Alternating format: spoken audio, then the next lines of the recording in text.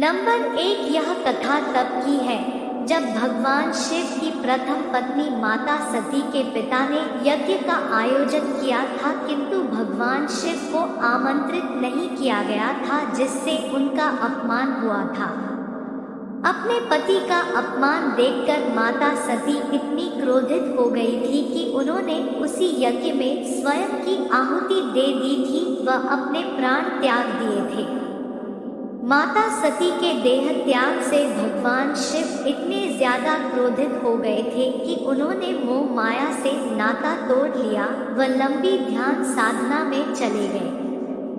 भगवान शिव कई वर्षों तक ध्यान में लगे रहे व इस कारण सभी देवी देवता चिंतित हो उठे। विश्व कल्याण के उद्देश्य से सभी देवी देवताओं ने महादेव को साधना से जगाने का निर्णय लिया, लेकिन किसी में भी इतना साहस नहीं था। ऐसे में स्वयं कामदेव सामने आए और उन्होंने शिवजी को जगाने की ठानी। इसके लिए वे शिवजी के पास गए और अपने धनुष पर प्रेम का तीर चढ़ाकर महादेव की ओर चलाया।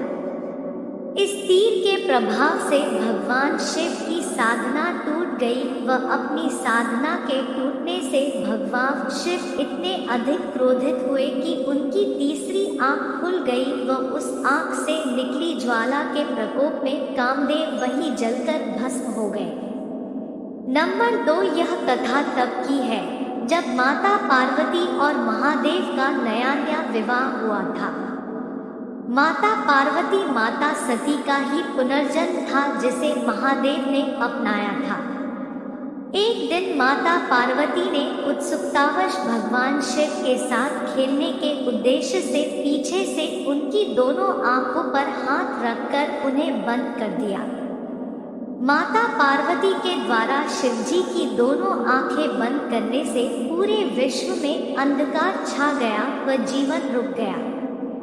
तब विश्व को बचाने व उसे ऊर्जा देने के उद्देश्य से भगवान शिव ने अपनी तीसरी आंख खोली। इस समय तीसरी आंख किसी के विनाश के उद्देश्य से नहीं अपितु विश्व कल्याण के उद्देश्य के लिए खोली गई थी। नंबर 3, एक बार देव राजा इंद्र व गुरु बृहस्पति भगवान शिव से मिलने कैलाश पर्वत गए थे।